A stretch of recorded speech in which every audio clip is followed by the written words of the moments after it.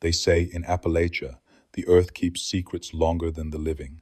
In the winter of 1849, the Ashcroft family bore daughters who all carried the same mark, a crescent shadow etched into their skin, as though branded before birth. Each girl seemed fragile, blessed with beauty but cursed with silence, their lives cut short before they could truly become women. Mothers whispered prayers that were not in any church hymn, and fathers never spoke of the closed room upstairs. Every daughter was born, marked, and every daughter was promised to the curse. The preacher had only meant to pass through Black Hollow, a place half swallowed by woods so thick that daylight seemed dimmed even at noon. He lodged one night with the Ashcroft family and returned to town, pale and shaken, his journal scratched with phrases that sounded more warning than sermon. He wrote of the air inside the house, heavy and damp, as if drawn from a crypt, of the walls lined with stitched quilts that all bore the same crooked red thread, and of the daughters, 5 of them, each with the same moon-shaped blemish below the collarbone. He confessed that the eldest, Margaret, did not speak at all, but simply watched him with eyes too old for her years. He claimed the mother, Eliza, hushed the girls when they began humming the same low tune in unison, a sound like bees droning beneath the floor. By the fireplace, he saw a cradle far too small for the children who lived there, its wood dark with age and something darker still. He asked about it, but Eliza only smiled, her lips quivering as if restraining words she dared not say. That night, when the house settled into silence, he awoke to the sound of 3 measured knocks upon the door. He thought it must be some villager, though the hour was near midnight. Yet when he opened it, there was no one in sight, only the trees leaning inward, their branches scraping against the eaves as if listening. He fled before dawn, abandoning the coin he had promised for lodging, and left behind the warning that the Ashcroft daughters would never live to see their 17th year. In town, he tried to speak of it, but men laughed it off as mountain superstition. Still, the journal remained, tucked away in the church vestry, filled with a single line repeated 3 times at the bottom of the page. They do not stay buried. The story of Margaret Ashcroft began like a hymn sung too softly, a firstborn daughter swaddled in a quilt stitched with red thread, her breath shallow and uneven from the moment she entered the world. The midwife who delivered her whispered that the child was touched, though no one dared ask by what. She lived only a handful of months, each day smaller than the last, until her body gave out one gray dawn. Yet, the way she was buried was what unsettled the town most. Instead of a coffin, Eliza Ashcroft placed her daughter in the very cradle she had slept in, the one with carvings so worn they seemed older than the wood itself. Neighbors gathered in hushed silence as the men lowered the cradle into the earth, its curved rockers glinting like teeth in the morning light. They said the dirt resisted, as though the ground did not want what was being offered. When the last soil fell, Eliza's wail cut across the valley, high and piercing, echoing down the holler long after she fell to her knees. The graveyard workers swore that the baby's eyes had opened for a flicker, though no one else saw it. That night, Eliza returned home with her husband and remaining daughters, the fire sputtering low in the hearth, and she set to work sewing again. Her fingers bled from the needle, pricking skin as though each stitch was a wound. She whispered as she worked, words foreign to scripture, words that carried the rhythm of something remembered too far back for memory. Each quilt bore crooked red shapes that, when folded, seemed to mirror the crescent mark upon her daughter's skin. Weeks later, travelers claimed they saw a woman in white wandering near the infant's grave, carrying a lantern that pulsed like a heartbeat. Some believed it was Eliza in mourning, but others swore the figure was too small, too slight, the outline of a child who had never learned to walk. The cradle itself would not rest easy either. More than once the grave was found disturbed, the soil clawed at by dogs, the earth cracked open as though something beneath had shifted. By spring, the townsfolk began to avoid the Ashcrofts altogether. The preacher who had fled wrote once more, warning that the burial was wrong, that no child ought to be laid down in a bed meant for rocking. A cradle was for beginnings, he said, not endings. And yet Margaret's small bones lay beneath one, if they still lay there at all. In the quiet of the Ashcroft home, the cradle that remained upstairs never stilled, rocking gently on its own through the night, as though answering the absence of the one buried outside. The daughters slept uneasily, each clutching a red-threaded quilt, while their mother sat awake, listening for the sound of small wooden feet scraping softly against the floor. Eliza Ashcroft had never been known for piety, though she kept a Bible on the mantel and bowed her head when others watched.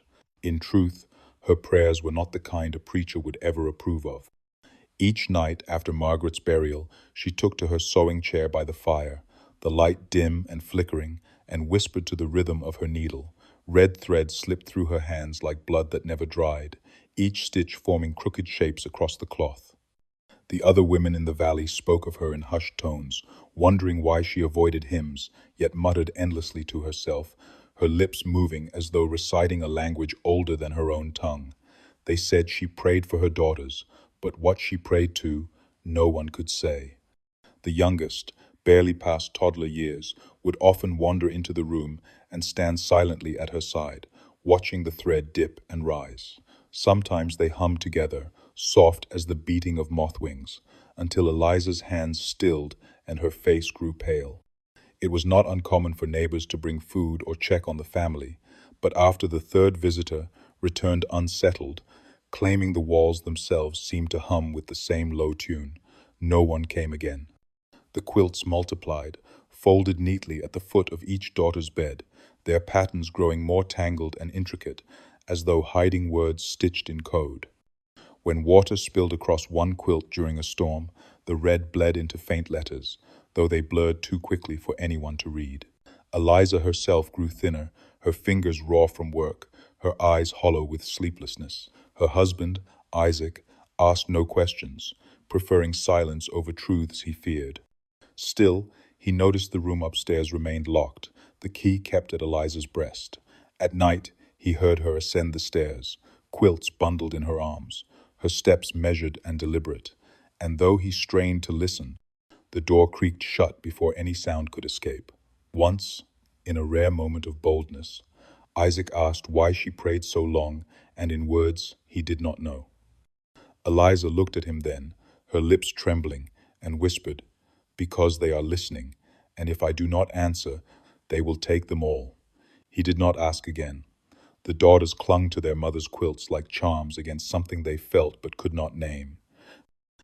In their dreams, they saw Margaret smiling, her lips sewn shut with the same red thread, and each morning they woke with faint marks across their arms as though stitched in the night. Eliza only worked faster, her whispers growing harsher, the thread running out, yet always enough to finish one more prayer sewn into cloth. The cradle upstairs rocked without hands, answering her silence with its own. The room above the Ashcroft kitchen had been locked for as long as the daughters could remember. Its door was warped by damp and age, the keyhole stuffed with wax, and its silence pressed down on the rest of the house like a secret too heavy to carry. Isaac Ashcroft told the children it was only for storage, but they knew better, for at night a faint tapping could be heard from within, steady and deliberate, as though small fingers traced along the floorboards. Once, when the wind rattled the shutters, Mary, the second eldest, claimed she saw a glow under the door, a faint red shimmer pulsing like breath. Eliza forbade them from going near, swatting their hands if they lingered too long in the hallway. Yet she herself crept there often, the iron key hanging from the cord at her neck. She would unlock the door in the hush of midnight, slipping inside with quilts bundled against her chest, and when she emerged, her eyes would be wet, as if she had been speaking to someone who did not answer. The girls whispered about what the room contained. Some believed it was Margaret's toys, kept as relics, while others swore it was Margaret herself, waiting upright in her cradle, the red thread binding her mouth to silence. One evening, when the rest of the family slept, Clara pressed her ear against the wood and swore she heard humming the same drone their mother muttered when she sewed. She ran back to her sisters, pale as milk, insisting that voices had joined their mothers, low and layered like a choir of the dead. Days turned stranger still. Dolls began to appear around the house, Not the crude cornhusk ones the girls sometimes played with, but dolls of porcelain faces cracked and burned, their mouths stitched shut with red thread. Eliza claimed they had always been there, tucked in trunks, but the girls knew otherwise. Each doll's eyes seemed fixed on them, unblinking, as if bearing witness. One was left at the foot of Clara's bed, another propped in the rocking cradle upstairs. The daughters begged their mother to throw them into the fire, yet when Isaac tried, the flames bent away as though refusing. The dolls were returned to their places the next morning, unburned, their thread unbroken. Eliza's silence grew sharper, her whispers faster, and Isaac began sleeping in the barn, unable to bear the sounds. What lay behind the locked door remained unseen by all but her, yet the daughters understood it ruled their lives. The room was no longer simply a room. It had become a mouth sealed by wood and wax, waiting for the day it would open and speak. Every daughter born to the Ashcrofts carried the same peculiar blemish, a pale crescent, stamped just below the collarbone, as though the moon itself had pressed into their flesh before they drew breath. Midwives whispered it was a birthmark, but the villagers knew otherwise, for no mark had ever passed so faithfully from one child to the next. The first to bear it was Margaret, her tiny body claimed before her first year, yet the mark shone even in death, darkening as the air left her. When Mary was born, the women gathered about the bed, gasped to see the same curve etched into her skin, and when Clara followed, and then Eleanor, the mark bloomed upon each of them, identical as if branded by the same unseen hand. Eliza would not let the mark be touched. She covered it with fabric, fastening high collars even in the heat of summer, and stitched the red-threaded quilts tighter around their throats at night. Yet no cloth could fully hide what the flesh bore. As the girls grew older, the marks seemed to grow with them, deepening from pale crescent to bruised scar, a shadow that never healed. The daughters began to sense something tied to the mark, for whenever they stood before a mirror, their reflections lingered a moment too long, the blemish glowing faintly like an ember beneath the glass. Once, Clara reached up to touch her own collarbone, but the image in the mirror did not move in time, its hand slower, its smile not her own. The girls screamed, but Eliza only pressed them into her arms, whispering the same low tune she always sewed into her quilts. At school, the other children mocked them, calling them marked, cursed, moonborn, yet not one dared touch the skin near their collarbones, as if afraid the crescent might spread like a wound. In the village, elders said it was the brand of return, a sign that no Ashcroft daughter would rest in the grave. Isaac Ashcroft drank more deeply as the years passed, muttering that the marks were God's punishment for Eliza's mutterings, yet he never dared stop her. At night, the daughters lay awake, tracing the curves on their skin with trembling fingers, and swore they could feel them pulsing faintly, as though veins beneath had grown separate from the rest of their bodies. The cradle upstairs rocked without hands, the red quilts folded and waiting, and in the silence between Eliza's prayers, the marks seemed to burn hotter, reminders that they were not free to grow as other children did.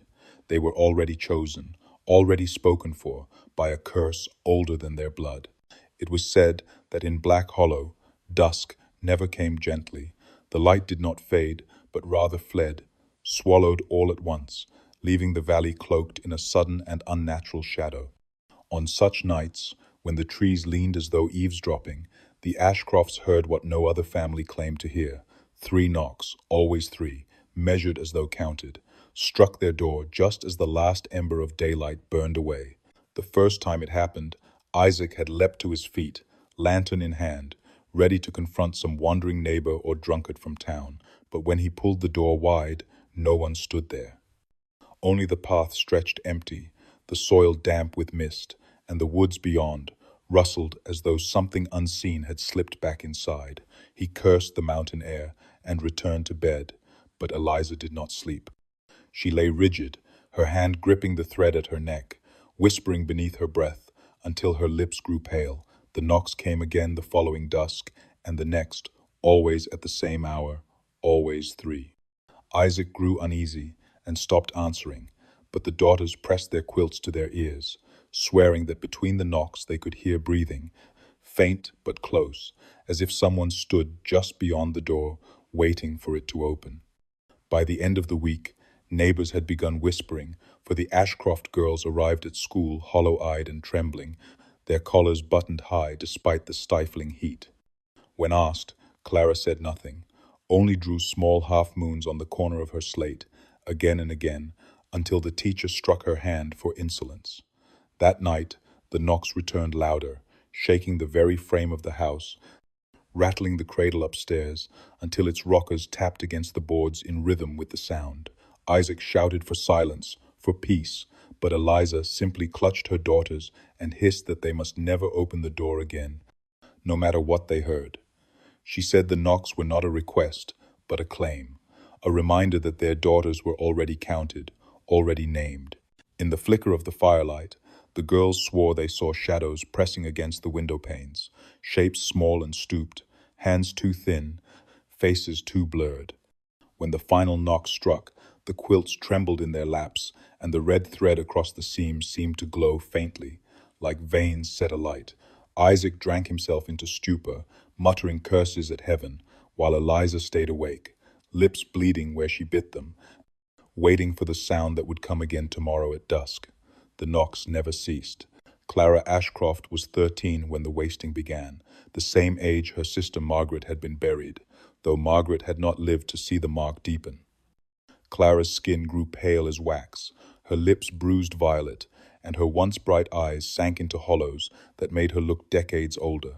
She complained first of dizziness, then of a heaviness in her limbs, as if each step pulled her nearer to the earth. Eliza tried to hide the truth, dressing her in heavier clothes to mask the trembling of her hands, but the villagers noticed when Clara stopped attending school, and when the family's shutters stayed closed, even in the Sunday.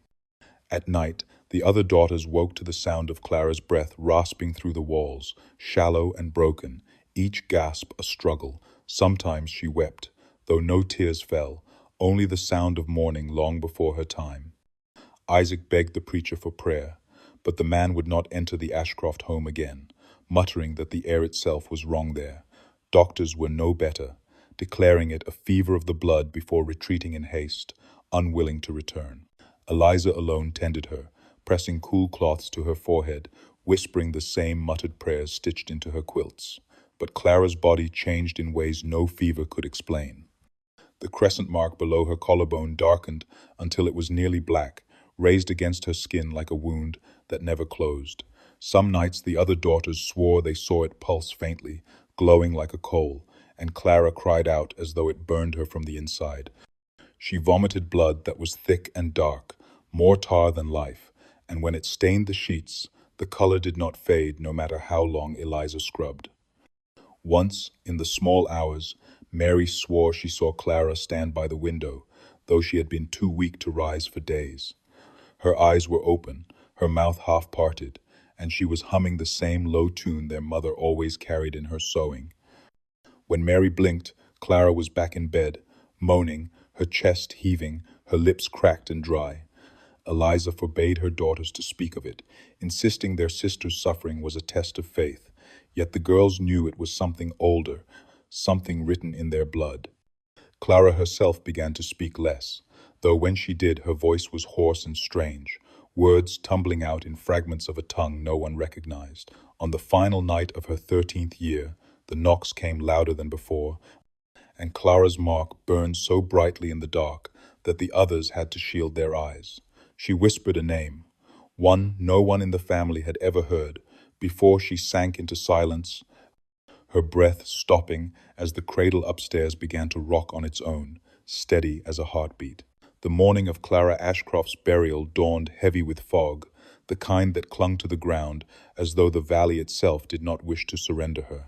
The townsfolk gathered at the edge of the graveyard, their voices hushed, their eyes wary of the family, whose daughters carried a mark that seemed to darken with each generation. The coffin was never built. Instead, Eliza insisted her child be laid again in the cradle, the same that had held Margaret, its wood slick with oil and smelling faintly of iron. Men muttered that it was not proper, that a cradle was for beginnings and not endings. But no one dared speak it too loudly in Eliza's presence. Isaac stood stiff at her side, his face carved with drink and grief, his hand trembling each time the cradle creaked against its straps. When the grave was dug, the soil was damp and stubborn, crumbling inward as if the ground itself resisted. Twice the rope slipped, twice the men cursed, before the cradle finally sank into the pit, resting at an angle that looked almost as if it could rock again with the smallest push. Eliza wailed then, tearing at her hair, her cries rising over the valley like the call of a wounded animal, and the daughters clung to one another as though they might be dragged in after her. The preacher did not come. His words were spoken instead by a neighbor, though they were hurried, fearful, more chant than comfort. As the first shovel of earth fell upon the cradle, the dogs began to bark, frantic and loud, pulling against their chains until their throats bled. A sound rose with them, a low thud from beneath the soil, 3 measured knocks that silenced every man holding a spade. Isaac shouted to keep going, and though their hands shook, they buried her deep, stamping the earth flat, until nothing remained but a mound crowned with fog. That night, the grave would not hold. Before dawn, the dogs tore themselves free and returned with dirt on their paws, howling at the back door of the Ashcroft home. When Isaac went to see, the mound had split open, the soil clawed apart, the cradle tilted as though someone within had shifted. Clara's face stared upward, pale and unmarred, her lips still parted as though her last breath had only just escaped. Eliza screamed and tried to gather the body back into her arms, but Isaac dragged her away, ordering the grave filled once more. By the second burial, the men refused to stay. The earth was thrown hastily, shovels abandoned in fear, and yet by the next morning the soil again had shifted, the cradle again unearthed. Word spread quickly through the hollow that the Ashcroft daughter could not be buried, that she was claimed by something the valley itself would not release. Mothers began to mark their doors with chalk. Fathers prayed louder at supper, but in the Ashcroft house no prayer seemed strong enough. The cradle upstairs rocked ceaselessly, each creak a reminder that what was buried was never gone. The first mirror to betray them was the one in the hallway, a tall piece of glass framed in black walnut, polished smooth by generations of hands. Eliza kept it covered most days, draping it with a quilt stitched in red. But one evening Mary lifted the cloth to catch a glimpse of her face by candlelight. What she saw instead was Clara, her dead sister, standing tall and unblinking, her lips curled into a smile that Mary had never seen in life.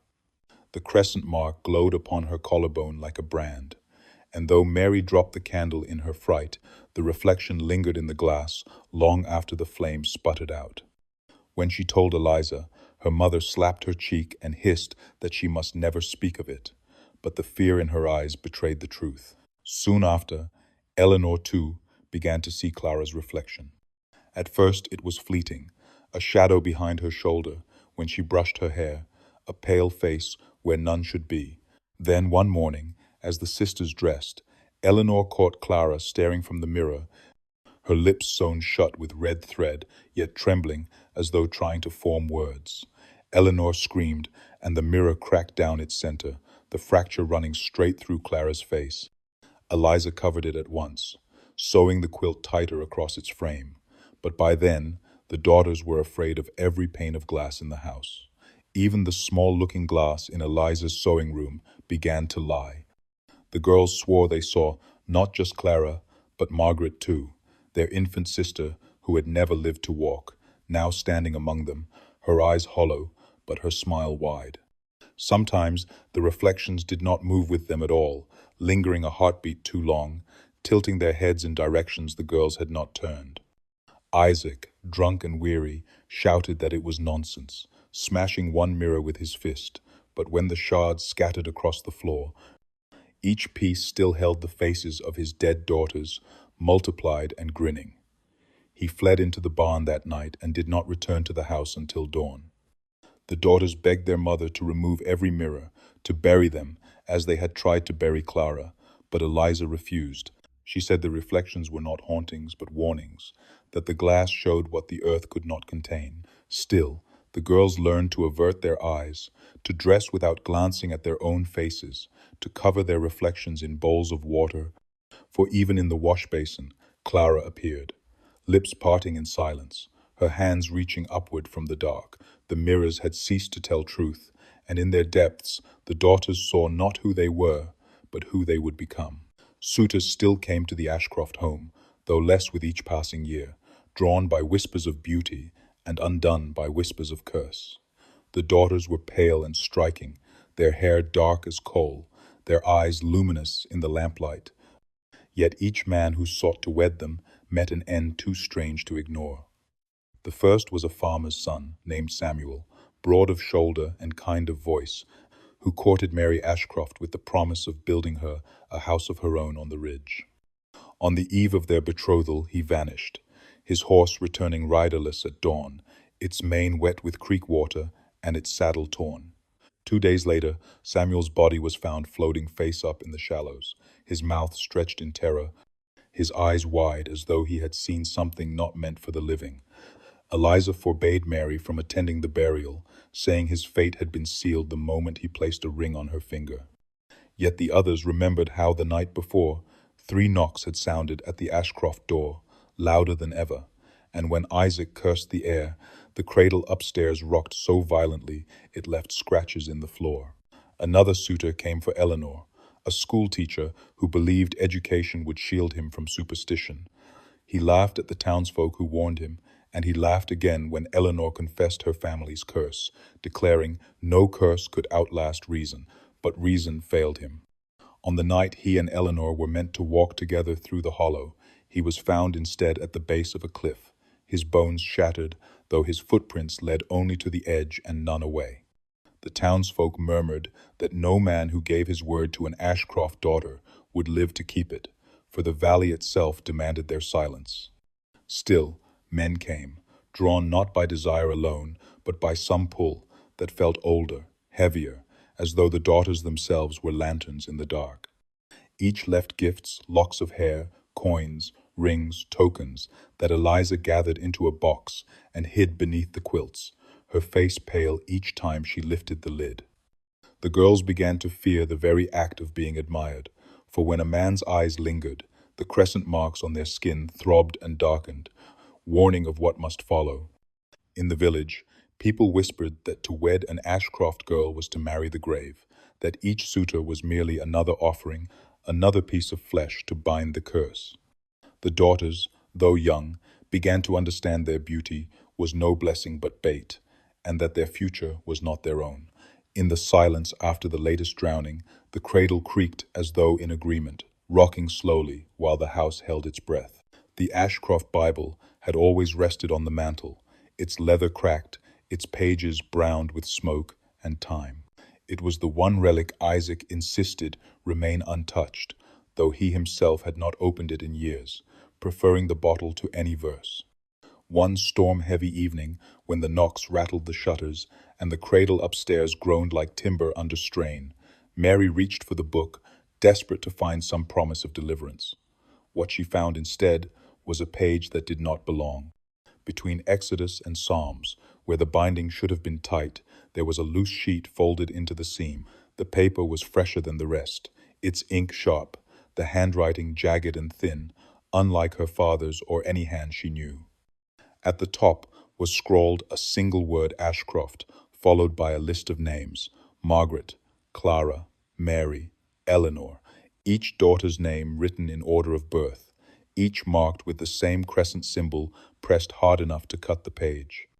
Below those names were others yet unborn, girls not yet cradled, their names unknown, but written as though they already existed, the letters twisted into shapes Mary could not read, curling like vines, but she understood all the same. The curse was not rumor, it had been written. When Eliza saw her with the Bible, she snatched it away, clutching it to her chest with a cry that was half rage, half despair. Isaac stormed into the room, demanding to know what was written, but Eliza refused to let him see. Her voice cracked as she hissed that some things were not meant for his eyes, that the book no longer belonged to him. Later that night, when the house slept uneasily, Mary crept from her bed and returned to the mantel. The Bible still lay there, but when she opened it, the strange page was gone, as if it had never existed. She swore she could smell the faint tang of iron. Like blood, soaked into paper, and her fingers came away smudged red, though no ink remained. From then on, the Bible seemed altered. Its words shimmered at the edge of sight, lines bending, letters rearranging themselves into patterns that echoed the stitching on Eliza's quilts, Mary told her sisters, and together they tried to read, but every verse ended with the same refrain, "Daughters will return." Eleanor shut the book in terror, declaring it no longer scripture, but a ledger of the dead. Isaac, finding them in tears, hurled the Bible across the room, its spine cracking as it struck the hearth. Yet, when morning came, it lay upon the mantel once more, unbroken, waiting. The hidden page slipped neatly back inside. The daughters no longer dared touch it, but they knew it was watching them, naming them, binding them to something older than faith. The Bible was no longer God's, but theirs, and it would not let them forget. The first whispers of the lantern woman drifted through Black Hollow long before the daughters saw her with their own eyes. Travelers spoke of a figure who appeared on the edge of the woods after sundown, a slim woman draped in pale cloth, her face hidden by shadow, carrying a lantern that did not burn like any flame. Its light pulsed red, slow and steady, like the beat of a heart, casting no warmth, only a glow that made the trees bend away from its reach. Most dismissed the tale as mountain superstition, but in the Ashcroft house the stories took root, for each girl felt the pull of the light in their dreams. They described walking barefoot into the trees, following the crimson flicker, their crescent marks burning hot until they woke in tangled sheets. One damp evening Eleanor saw her first. She had crept outside to draw water from the well, the air thick with mist, when she froze at the tree line. The woman stood between the pines, her lantern swaying, her head cocked in an unnatural tilt. Eleanor swore she heard humming, the same low tune their mother stitched into every quilt, and her body moved toward it before she realized her feet had left the path. Isaac's voice shattered the spell, calling her back with a drunken shout, and when she turned, the woman was gone, leaving only the smell of wet iron on the breeze.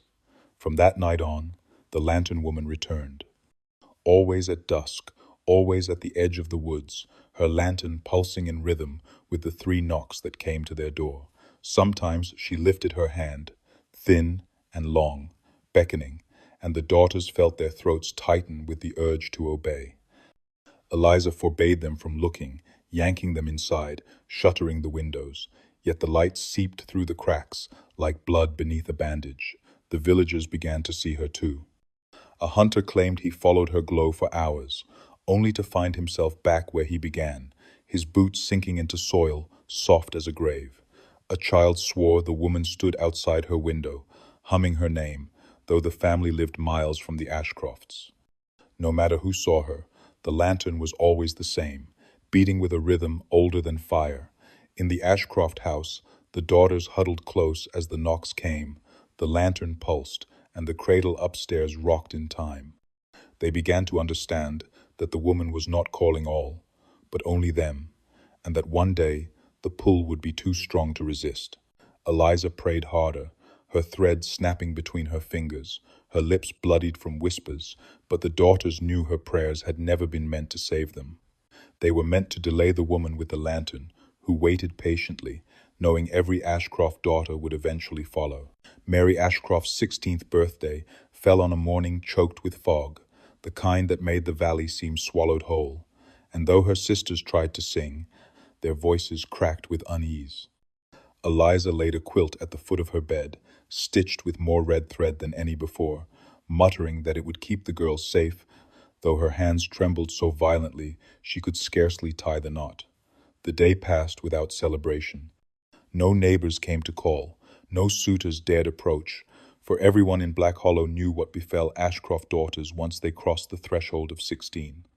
By evening the house grew restless. The 3 knocks came heavier than ever, shaking the shutters until dust fell from the rafters. The lantern woman's glow bled through the trees, pulsing red against the windows, and Mary sat frozen at the table, her collar pulled high, her mark burning hot beneath the cloth. Her sisters begged her to stay awake, to hold their hands, but near midnight she rose without a word, her face pale, her eyes fixed on something none of the others could see. Eliza lunged for her, clutching at her daughter's arm, but Mary slipped free with a strength that did not seem her own. The door creaked open, though no one had unlatched it, and the night air poured in, thick with the smell of iron and moss. By the time Isaac stumbled in from the barn, the house was in chaos, the sisters wailing, Eliza on her knees, and Mary gone. At dawn, the search began, though no one truly believed she would be found alive. Men combed the woods, their torches swallowed by fog, until they came to the old schoolhouse that had been shuttered for years. There, at the steps, lay Mary's shoes, set neatly side by side, as though placed by her own hand. The door stood ajar, but the inside was empty, save for the faint toll of the bell above, swaying though no wind stirred. The men dared not linger, for the air inside was heavy and wrong, humming low like a choir buried beneath the floor. They carried the shoes back to Eliza, but she refused them, screaming that her daughter was not dead, that the mark bound her to return. That night the cradle upstairs rocked more fiercely than ever, the quilts sliding from their place as though tugged by invisible hands. Clara's name whispered through the rafters, though Clara had already been buried, and now Mary's name joined it, repeated softly, mournfully, until the house quaked with their echoes. The villagers marked their doors with chalk crosses, whispering that another daughter had been taken, and in the Ashcroft home, Eliza sat with the shoes pressed to her breast, waiting for the sound of her daughter's feet returning in the dark. It was after Mary's disappearance that the Ashcroft grandmother, a woman nearly bent double with age and silence, chose at last to speak. She had lived in a small cabin on the edge of the hollow, visited rarely, her presence tolerated but seldom welcomed, for she was said to carry more shadows than wisdom. When Eliza, wild-eyed and trembling, carried her daughters through the fog to that cabin, the old woman opened the door before they knocked, as though she had been waiting for them. The fire inside burned low, casting the walls in hues of ash and copper, and the smell of herbs and old paper clung to the air. Without a word, she unfastened the collar of her dress, baring the thin parchment of her skin. There, beneath the collarbone, bloomed the same crescent mark the daughters bore, faded but still sharp, like a scar that would never heal. The girls gasped, for they had never imagined it could pass so far back, but the grandmother only shook her head with a weary sigh. She told them she too had once been 16 and beautiful, that suitors had come and vanished, that her sisters had been buried in cradles that would not stay still. She said she had lived only because she had been the one chosen to carry the curse forward, to bear daughters who would inherit it. The mark, she explained, was no wound of flesh, but a brand of blood, passed from woman to woman, binding them to an old bargain. The valley itself remembered, even when people tried to forget. No daughter born with the mark would ever live past 16, not unless the burden was passed again, carried by another womb, another generation. The old woman's voice cracked when she spoke of her own sisters, how they had wasted, how they had burned with fevers that smelled of iron, how their reflections lingered after the earth took them.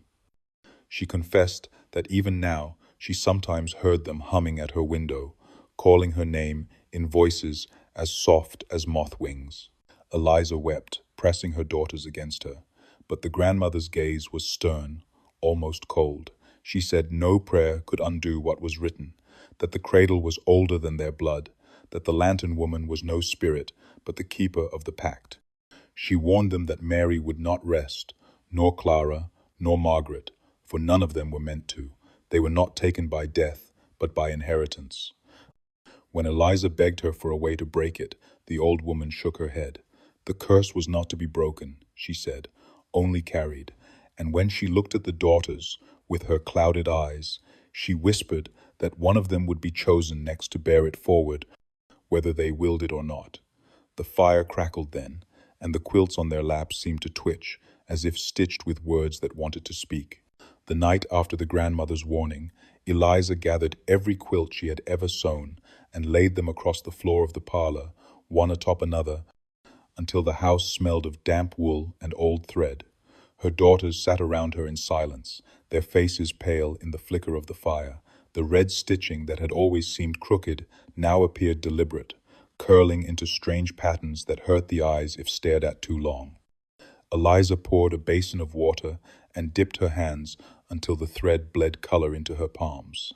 She pressed her wet fingers to the fabric, and before their eyes the lines began to spread, the red dissolving into shapes that formed letters, faint at first and then sharper, as if the quilts had been waiting to reveal what they had always concealed. The word that surfaced first was listened. It repeated again and again, hidden in the folds of each quilt, stitched backward and forward, rising through the fabric like a voice, long, muffled.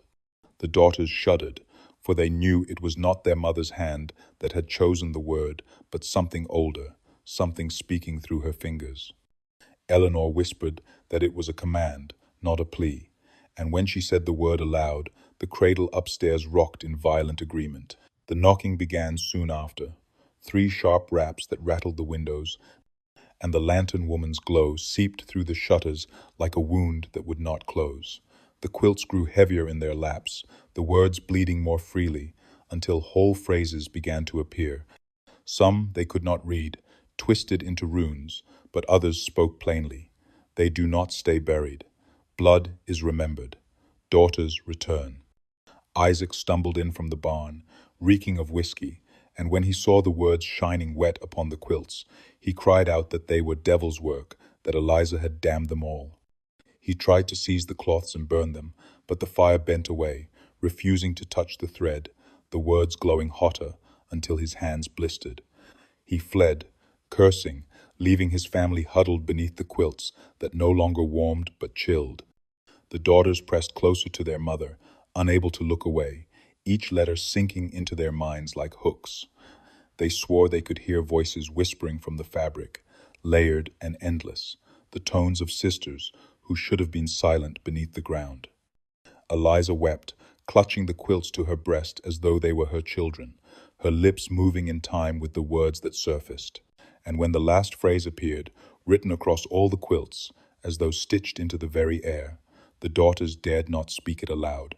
It said simply, "We are already here." The schoolmaster was the first to notice the vanishing. He had kept careful records of every birth and death in Black Hollow, his ledgers lined neatly with names and dates. But when he opened them, one autumn morning, whole pages lay blank. The columns where Margaret and Clara Ashcroft should have been recorded were empty. The ink faded as though it had never touched the paper. He swore he remembered writing their names, remembered the quill scratching late into the night. Yet now, the parchment showed only faint indentations where letters had once been pressed. He carried the ledger to the church, demanding explanation, but the preacher only paled, for he too had seen his records altered. The baptismal rolls no longer listed the Ashcroft girls, nor even Mary, whose shoes had been found at the schoolhouse steps. In their place was only a thin line, a space held open, as if waiting. Whispers spread that the law itself could not hold their memory, that what claimed the daughters also erased them, stripping their lives from history like chalk wiped clean. Eliza, upon hearing this, locked herself in her room with the quilts piled high around her, muttering that she had known it would come, that her daughters were already forgotten before the earth had fully taken them. The remaining girls grew frantic, for if the world no longer remembered their sisters, then what proof remained that they had ever lived? They searched the house for tokens, hair combs, ribbons, scraps of clothing, only to find that each one crumbled when touched, threads loosening, fabric dissolving into dust. Even the portraits drawn in charcoal blurred overnight, the lines fading until the paper was nothing but smudged gray. Isaac raged against it, storming into town with drink still on his breath, shouting that someone had destroyed the records to shame his family. But the townsfolk only avoided his eyes, for they too had seen their papers change, and some feared to speak of it, lest their own children vanish from the page. In the hollow, the silence thickened. The bells tolled for births and deaths, but none rang for the Ashcroft daughters, whose names had been swallowed by something that devoured memory itself. Mary's classmates claimed they could no longer recall the color of her eyes, though she had sat among them for years. One girl even confessed she had forgotten Mary's voice entirely, though she remembered sitting beside her at lessons. The more the daughters begged to be remembered, the more the silence grew. By winter, it was as though they lived in two worlds at once, the living, who still saw them, and the records, which denied them. The mark on their collarbones throbbed hotter with each discovery, as though feeding on the loss. And in the cradle upstairs, the wood creaked not just with rocking, but with faint scratching, as if names were being carved into it from the inside, one by one, to replace the ones the world had erased. Eleanor Ashcroft was the boldest of the sisters, her spirit sharpened by watching Margaret, Clara, and Mary vanish into earth and silence. By her 15th year, she swore she would not wait for the curse to claim her as it had the others. A farmhand named Thomas, broad-shouldered and gentle-eyed, had lingered near the Ashcroft land, drawn not only to Eleanor's beauty, but to her fierce way of looking back at him, unflinching despite the whispers. One moonless night, with the lantern woman's glow flickering faintly at the edge of the trees, Eleanor whispered to Thomas through the window. She pressed her palm to the glass and told him they must leave, that the hollow was nothing but a grave waiting to swallow them whole. He promised he would take her beyond the ridge, past the river, to a place where no mark bound her, where no cradle rocked unseen. The plan was set in silence. Eleanor stitched no farewell quilt, carried no trinket. She rose from her bed barefoot, the crescent mark burning hotter than ever, as though it knew her intent. She kissed her sisters' foreheads, her tears staining their quilts, and slipped into the night, where Thomas waited with a lantern of ordinary flame. The forest seemed to close around them, branches clawing at their clothes, the air humming low. Eleanor held his hand tighter, whispering that if they could reach the river, the curse would not follow. But the river was patient. Its banks swelled with mist, the water black as oil, the current slow but deep. By morning, Thomas was found face down in the shallows, his arms clutching a bundle against his chest. When the men pried it free, they saw Eleanor's body, her hair tangled with riverweed, her belly swollen, though she had never confessed her secret to anyone. She carried a child, barely formed, yet the crescent mark already curved across the tiny collarbone. The discovery struck the valley dumb. The women crossed themselves, whispering that the curse had already reached forward, binding not only Eleanor, but her unborn daughter. Eliza collapsed when she saw them carried back, her screams shaking the walls as she tried to tear the child from Eleanor's arms. Isaac staggered behind, cursing heaven and earth alike, but no words could undo what had been found. The burial was hurried, the cradle lowered once more into damp soil, this time bearing both mother and child. Yet even before the earth closed, some swore they saw the baby's fingers twitch, grasping at air that no lungs had ever breathed. That night, the rocking from the attic was deafening, louder than storm winds, the cradle slamming against the boards until splinters rained down. The sisters lay frozen, their quilts pressed to their faces, knowing that even in death Eleanor had not escaped. She had only carried the curse forward, binding it tighter, giving it new life. The attic of the Ashcroft house was a place no child dared climb, its rafters bowed with age, its boards brittle beneath a coat of dust. Yet after Eleanor's burial, when the nights grew restless with the pounding of the cradle above their heads, Mary's youngest sister crept up the ladder with a candle stub trembling in her hand. The air was thick and stale, filled with the smell of moth-eaten cloth and something sharper, like iron, left too long in the rain. In the farthest corner, beneath a heap of rotted quilts, she found a small wooden box, bound shut with a strip of red thread.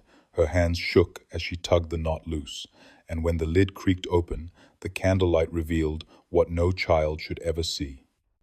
Inside lay bonnets, small and delicate, each embroidered with patterns that matched their mother's quilts. But nestled within the folds of fabric were teeth, rows of them, tiny and white, yet warm to the touch, as if pulled moments before. Some were baby teeth, small as pearls, but others were too large, freshly rooted, still stained with blood that had not dried.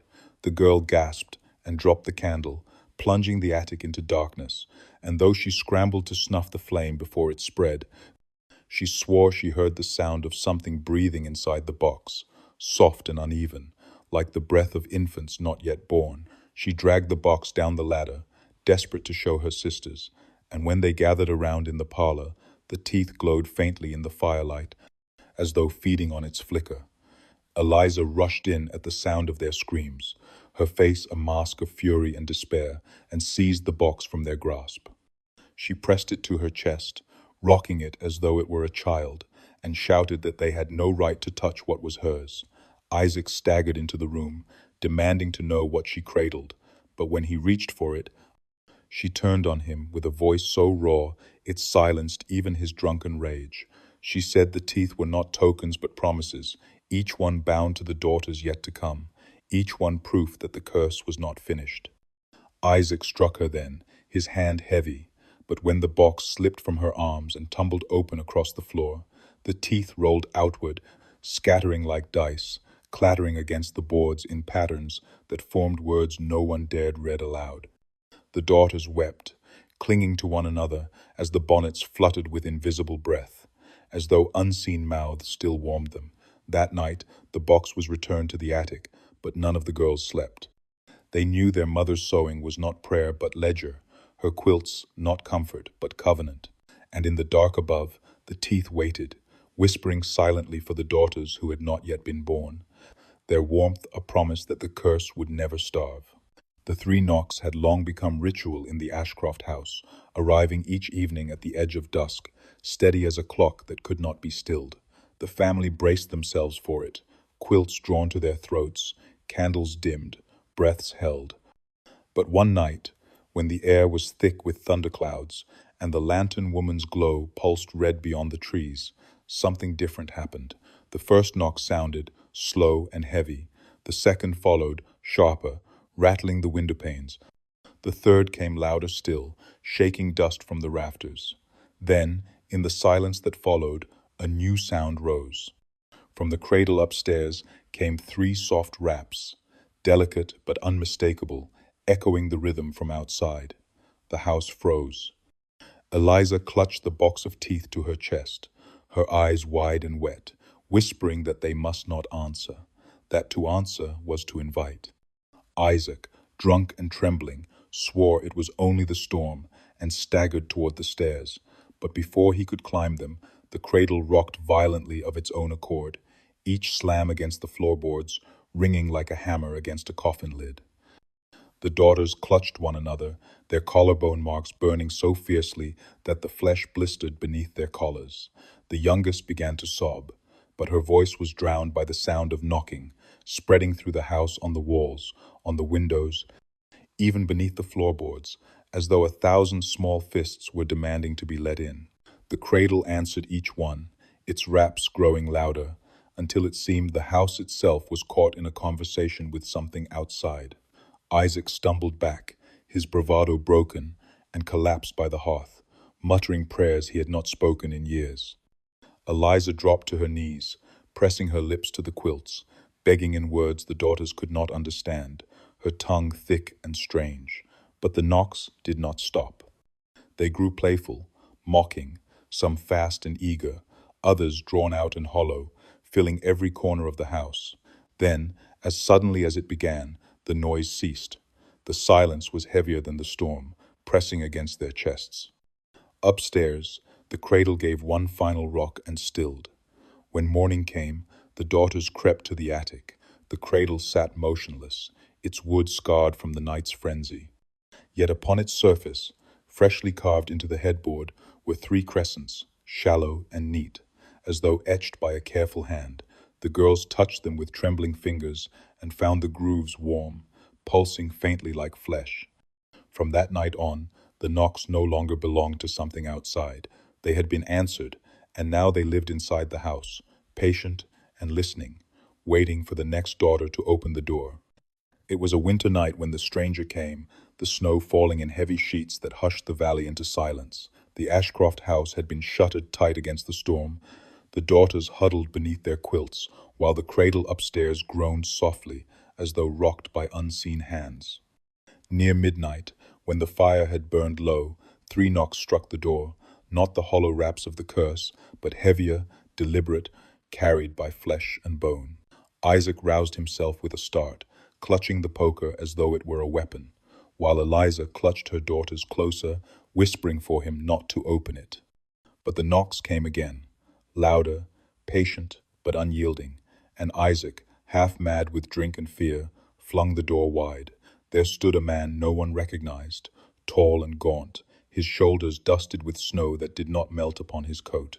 He said nothing, his eyes shadowed beneath the brim of his hat, but in his hands he carried a cradle. It was older than any the Ashcrofts had ever seen. The wood, dark with age, and carved with the same crescent symbols the daughters bore upon their flesh.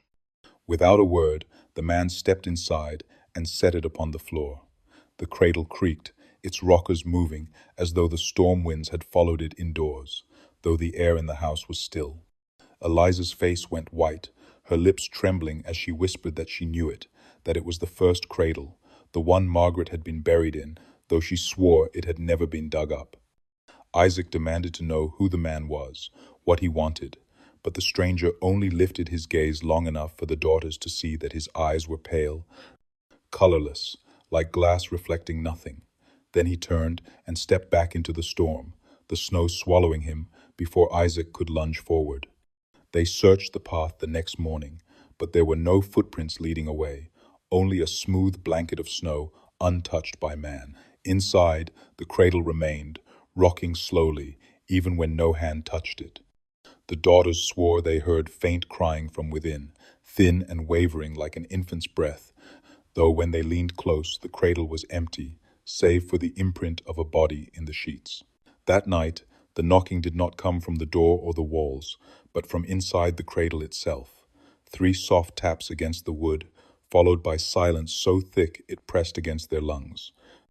Eliza clutched the box of teeth to her chest and wept, whispering that the stranger had returned what never should have been buried, that the curse was no longer waiting outside their home, but had found its way back inside.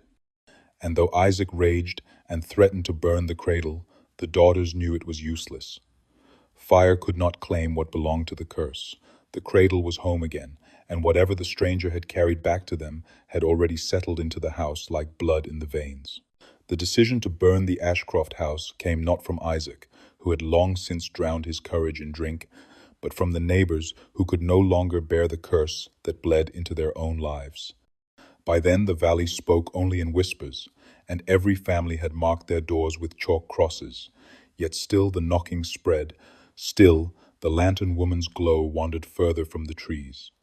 Men gathered one night with torches, their faces grim, their prayers muttered between clenched teeth. They told themselves it was mercy, that they would end the evil by flame, that the daughters might even be freed. Isaac raged and cursed at them from the porch, until one man struck him across the mouth, dragging him aside while others set their fire to the walls.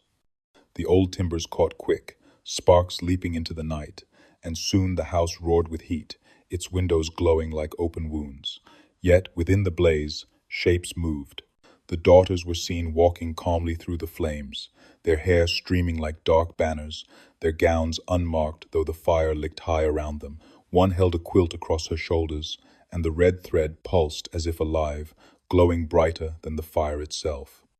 Another carried the cradle, its rockers untouched by ash, rocking gently in her arms though nothing lay inside. The men stumbled back, dropping their torches in fear, for the girls did not cry, did not cough, did not flee. They walked among the burning rooms as though strolling through sunlight, their faces serene, their crescent marks burning brighter than any brand. Eliza stood behind them, her lips moving in whispers that carried even over the roar, words not of prayer but of covenant. The flames bent away from her daughters, curving aside as if the fire itself feared to touch them. When the roof collapsed, the men thought surely the family must perish, yet the girls stepped through the smoke moments later, untouched, their eyes gleaming with a light that did not belong to the living. The villagers scattered, their courage broken, and none dared lay another hand on the house. By dawn only the blackened skeleton of the Ashcroft home remained, yet the cradle sat unburned upon the porch, swaying gently in the morning wind. Eliza gathered her daughters there, her hair singed but her skin unscarred, and whispered that the curse had already bound them beyond death, that no fire of men could undo what blood had written. Isaac wept in the ashes, his face streaked with soot, muttering that they should have let the flames consume them, but the daughters only rocked the cradle, their voices humming low, a tune older than fire, older than ash, older even than memory. The last daughter of the Ashcrofts, pale and trembling, though not yet 16, knew from the moment the house burned that the curse had tightened around her like a noose.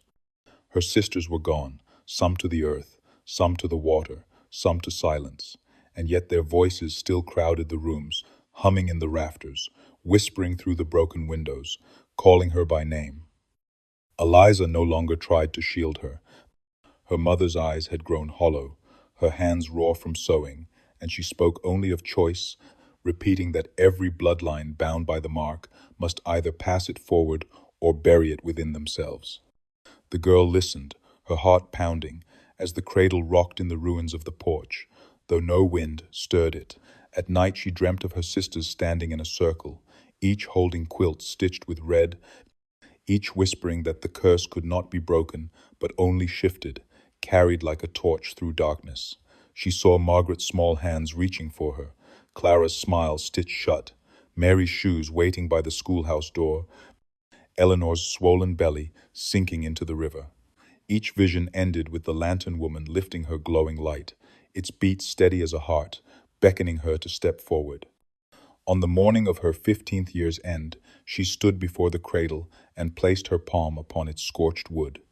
The mark beneath her collarbone throbbed so fiercely that her skin blistered, the crescent raised like a brand fresh from the fire.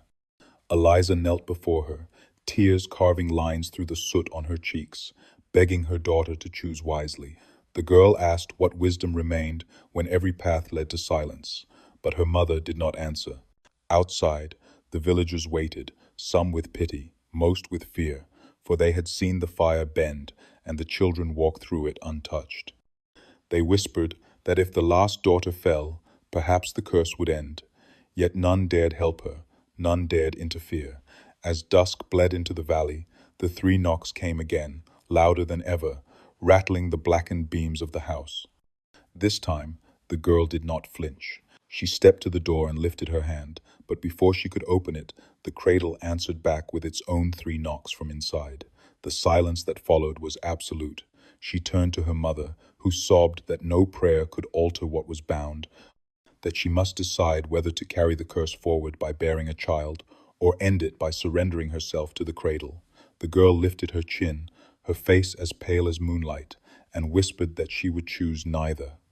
She would carry the curse not into birth, not into death, but into silence. Then she lay herself in the cradle, folding her body into its scorched wood, and closed her eyes as it began to rock. The house shook with the sound, and her mark glowed so brightly it lit the ruins like a blood-red lantern. Long after the Ashcroft house had rotted into blackened timbers, and the family's name was spoken only in whispers, the valley of Black Hollow remained uneasy. The land seemed to remember what people tried to forget. Children born in the hollow grew restless at dusk, clutching at their throats, where faint shadows curved along their skin, crescent shapes that parents swore were only tricks of light. Yet when the sun sank and the fog pressed low, the three knocks still came, echoing across doors, even in homes that had never belonged to the Ashcrofts. Some families fled, abandoning cabins to the vines, while others marked their doors with chalk that washed away in the rain, leaving them exposed once more. Travelers told of a lantern that glowed red between the trees, pulsing like a heartbeat, leading daughters into the woods where they vanished without trace. In the village schoolhouse, the bell sometimes tolled on still mornings, though no hand touched the rope, and each time it rang, shoes were found lined neatly upon the steps, small and worn, waiting for feet that never returned.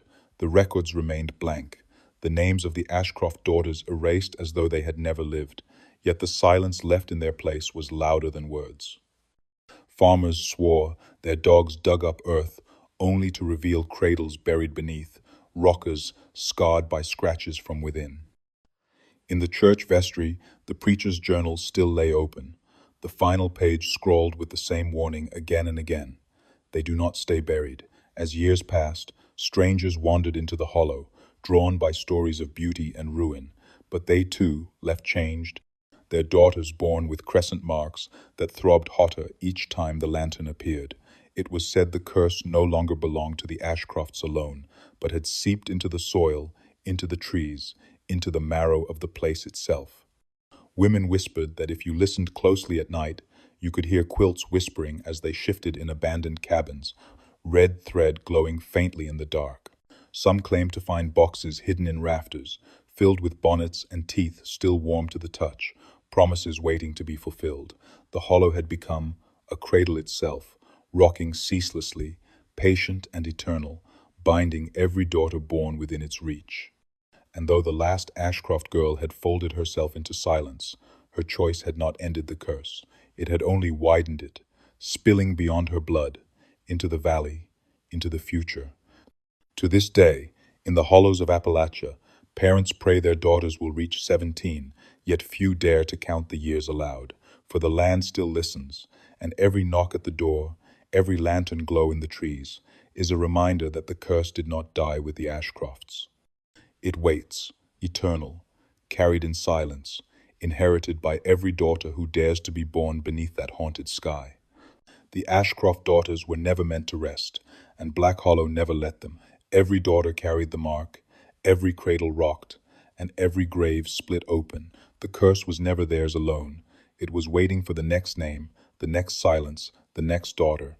If this story haunted you, imagine what else still lingers in the shadows of forgotten history. Subscribe to the Black Chapter for more tales of cursed families, vanished children, and the horrors that should have stayed buried. Like, comment, and share so you never miss the next story that whispers long after the screen goes dark. Comment the oldest town in your country, and remember, some names were erased for a reason. Would you dare to listen?